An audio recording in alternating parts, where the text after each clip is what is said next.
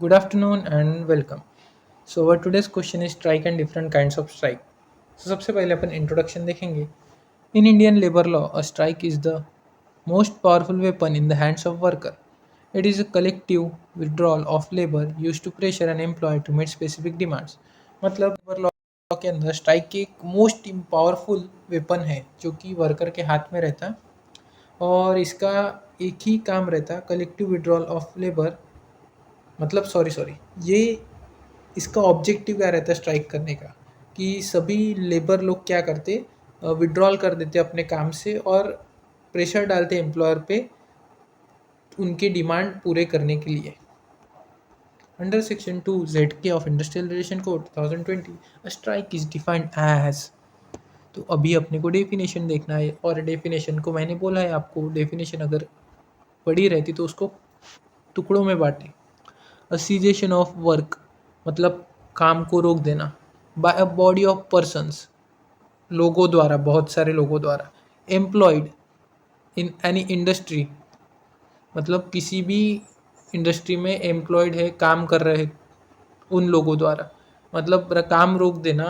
लोगों द्वारा जो किसी इंडस्ट्री में काम कर रहे एक्टिंग इन कॉम्बिनेशन और अ कंसर्टेड रिफ्यूज़ल मतलब एक साथ ही कॉम्बिनेशन में ही वो रिफ्यूज़ कर रहे या फिर सब मिल के रिफ्यूज़ कर रहे under common understanding of any number of person मतलब एक कॉमन अंडरस्टैंडिंग है सबकी हु आर और हैव बीन सो एम्प्लॉयड मतलब जो या फिर उन्हें एम्प्लॉयड करा गया जो खुद होके करे या मतलब जो खुद होके गए या उन्हें करा गया employed to continue to work और टू एक्सेप्ट एम्प्लॉयमेंट काम चालू रखो या फिर एम्प्लॉयमेंट एक्सेप्ट करने के लिए सो इन शॉर्ट मैं अभी बताता स्ट्राइक मतलब काम को रोक देना बहुत सारे लोगों द्वारा जो एक इंडस्ट्री में काम कर रहे एक साथ राज़ी हो रहे रिफ्यूज़ल के लिए काम करने के लिए एक कॉमन अंडरस्टैंडिंग है सबकी कि भाई हमको क्यों काम नहीं करना और वो किसी भी नंबर में रह सकते और उन्हें इंडस्ट्री के अंदर इसलिए एम्प्लॉयड करा गया है ताकि वो अपना काम कर सके या वो उन्होंने खुद होके एम्प्लॉयमेंट एक्सेप्ट करा तो ये आता स्ट्राइक की डेफिनेशन के अंदर सो अभी अपन देखेंगे इसेंशियल एलिमेंट्स ऑफ स्ट्राइक मालूम है थोड़ा सा कंफ्यूज हो रहे होंगे आप लेकिन आप इसको तोड़ तोड़ के अगर पढ़ोगे ना तो अच्छे से ध्यान में आएंगे definition essential elements of strike for an action to be legally classified as a strike it must meet 3 criteria सबसे पहले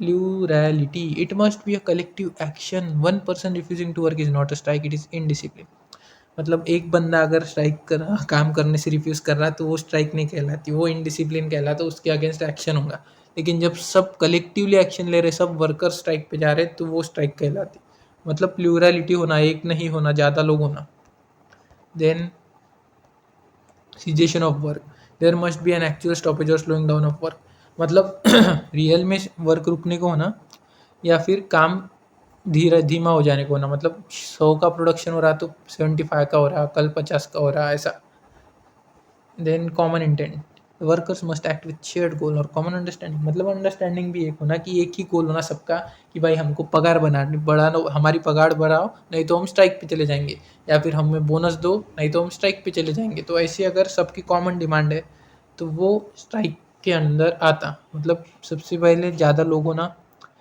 काम रुकने को होना एंड सबका एक ही अंडरस्टैंडिंग या कॉमन इंटेंशन होना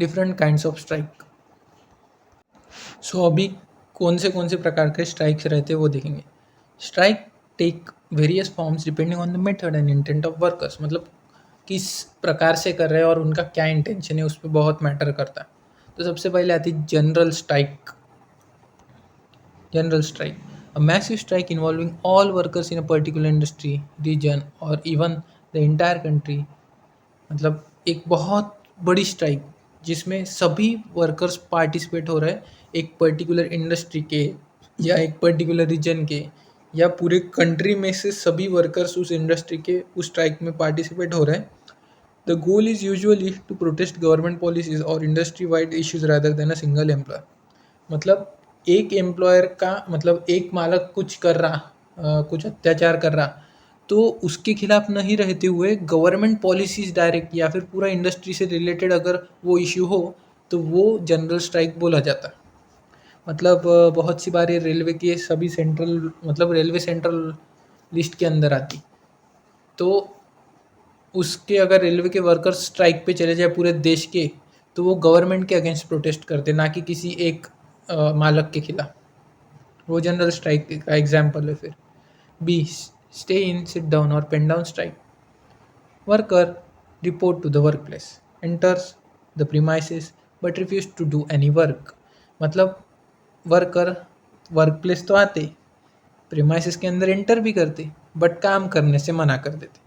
या उसमें कौन से प्रकार है? सबसे पहले pen down, common among office clerical staff. मतलब जिधर भी ऑफिस या क्लरिकल स्टाफ हो, वो पेन रख देते, मतलब लिखान काम बंद हो जाता, तो वो भी एक स्ट्राइक मानी जाती। Then tool down, common among factory floor worker. मतलब फ्लोर वर्कर से कोई उनके टूल्स ही रख देते हो बाजू में, टूल्स मतलब रख दिए, मतलब काम बंद। Then legal note, while court generally recognize this as a strikes, if workers refuse to leave the premises after working hours, it may be considered trespass।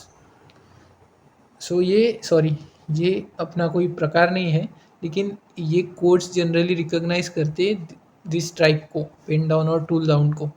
But अगर अगर ये if worker refuse to leave the premises after working hours, मतलब उसके working hours के बाद भी अगर वो प्रीमाइसेस के अंदर ही है और वो निकलने को तैयार नहीं, तो इसको ट्रेसपास भी कंसिडर किया जाएगा। और बस ये एक लीगल नोट है अपने लिए, कि बहुत सी बार क्या होता है कि भाई pen down tool down strike तो कर रहे हैं, लेकिन ठीक है तुम्हारा 7 बजे से लेकर शाम की 7 बजे तक काम रहता, तुम 7 से 7 करे, लेकिन तुम 7 के बाद भी बैठ रहे, तो अभी ये ट्रेसपास के अंदर भी आ सकता।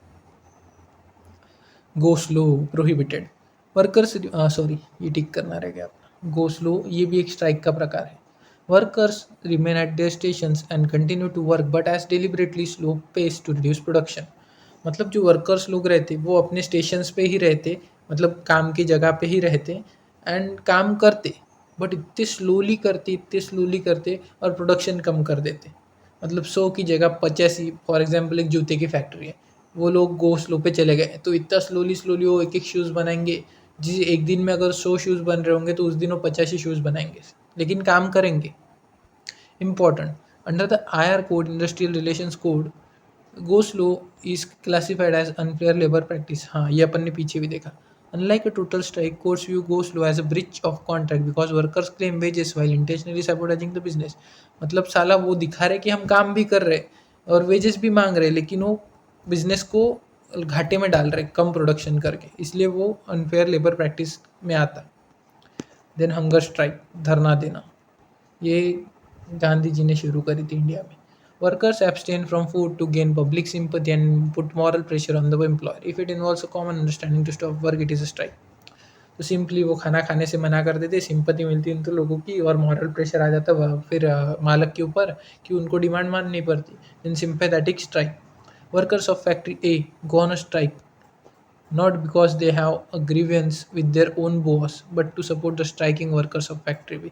मतलब ए और बी फैक्ट्री है और फैक्ट्री बी का मालक बहुत ही अत्याचार कर रहा है उनके वर्कर्स पे, और इन लोगों के अच्छे बनते, आजू बाजू में ये फैक्ट्री सब मिलना जुलना रहता है इन वर्कर्स का। तो अगर बी वालों के साथ बहुत ही ज्यादती हो रही या फिर बहुत ही उनका एक्सप्लॉयटेशन हो रहा, तो उस कंडीशन में भले ही ए वाला अच्छा हो, लेकिन ये बी वाले को सपोर्ट करने के लिए ए वाले वर्कर्स भी स्ट्राइक पे चले जाते, ताकि जो ए का मालक है वो बी के मालक को समझा सके।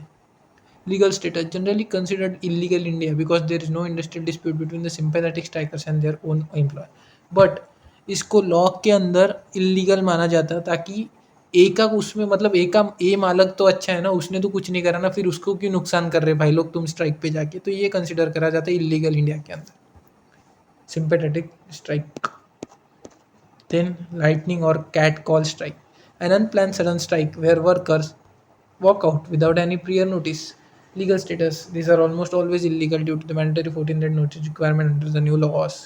मतलब पहले ऐसा होता था कि सडन उन पे स्ट्राइक पे चले गए, एकदम लाइटनिंग स्ट्राइक, कुछ समझा भी नहीं मालक को, एकदम आए काम काम कर रहे थे अचानक से छोड़ के चले गए काम और वो स्ट्राइक पे बैठ गए और नोटिस भी नहीं दी कुछ। तो ये अभी इलीगल है, क्योंकि अभी 14 डेज की नोटिस देनी पड़ती स्ट्राइक के पहले। When is a strike legal or illegal? In 2026, the Industrial Relation Code has made the rules for legal strike much stricter. A strike is illegal if no notice. मतलब strike कब कब illegal मानी जाएंगी अगर notice नहीं दी. It started without giving the employer 14 days notice. Then during conciliation, it starts while proceeding before conciliation of are ongoing or within 7 days of their conclusion. मतलब conciliation proceeding के दौरान करी उन्होंने या फिर 7 दिन के अंदर अंदर कर दी प्रोसीडिंग खत्म होने के बाद, तब भी ये इलीगल मानी जाएंगी. During tribunal arbitration, during tribunal oblique arbitration, it starts while the case is being heard by an industrial tribunal or arbitrator or within 60 days of their conclusion. मतलब अगर वो जब प्रोसीडिंग चल रही इंडस्ट्रियल ट्रिब्यूनल या arbitrator के सामने तब स्ट्राइक पे जाते तब भी इलीगल, या फिर वो कंप्लीट होने के बाद 60 दिन के बाद वो अंदर अंदर स्ट्राइक पे जाते तब भी इलीगल. 60 दिन के बाद जा सकते फिर legal. Existing settlement, it is called for an issue that is already covered by an existing valid settlement और अवार्ड. मतलब पहले से ही उसके अगेंस्ट मतलब एक इशू था, उसके against arbitral tribunal sorry industrial tribunal arbitrator ने कुछ अवार्ड पास कर दिया, लेकिन अभी वो अवार्ड के खिलाफ स्ट्राइक में जा रहे हैं, भले ही वो वैलिड सेटलमेंट हुआ हो या वैलिड अवार्ड पास हो रहे हो, तो वो भी लीगल मानी जाएंगी. कॉन्सिक्वेंसेज ऑफ इलीगल स्ट्राइक, क्या कॉन्सिक्वेंसेज रहते हैं इलीगल स्ट्राइक करने के? सबसे पहले no wages, no work no pay is the standard rule for an illegal strike. Workers lose their right to wages even if the demands were justified. मतलब भले ही उनकी डिमांड सही हो लेकिन उन्होंने इलीगल तरीके से करी तो उनको वेजेस नहीं मिलेंगे. Disciplinary action, participation in an illegal strike is considered serious misconduct which can lead to suspension और डिसमिसल. मतलब निकाल भी सकते हैं या सस्पेंड भी कर सकते हैं आपको काम से. पेनल्टीज, तो workers participating in an illegal strike can be fine up to 10,000 to 50,000. Those who instigate or fund an illegal strike face much higher fines and potential imprisonment. मतलब बहुत से पॉलिटिकल लीडर्स रहते हैं या जो उनको सपोर्ट करते कि भाई तुम करो स्ट्राइक, कोई टेंशन नहीं, मैं तुमको खाना पहुंचाता, सब फंड वगैरह पहुंचाता. तो मतलब उनके खिलाफ तो बहुत तगड़े एक्शन होंगे, उनको बहुत ज़्यादा फाइन भरना पड़ेगा और जेल भी हो सकती है. स्ट्राइक और लॉकआउट के बीच का difference. While strike is a weapon of the worker, lockout is the weapon of employer. Lockout is a temporary closing of place of employment or the refusal by an employer to continue to employ any number of persons. The notice requirements 14 day apply to equally to both. मतलब lockout ये employer का tool है और strike ये workers का tool है. Lockout में employer वो फैक्ट्री बंद करके चला जाएगा या फिर रिफ्यूज़ल करेगा एम्प्लॉयर, और मतलब काम पे रखने से रिफ्यूज़ कर देगा ऐसा. बट उसको भी 14 दिन की नोटिस देना पड़ता है और वर्कर को भी 14 दिन की नोटिस देना पड़ता है. तो अपन ने आज देख लिया कंप्लीट ये स्ट्राइक. ये इंपॉर्टेंट है, बहुत बार पेपर में आता, तो अच्छे से पढ़ लेना ये.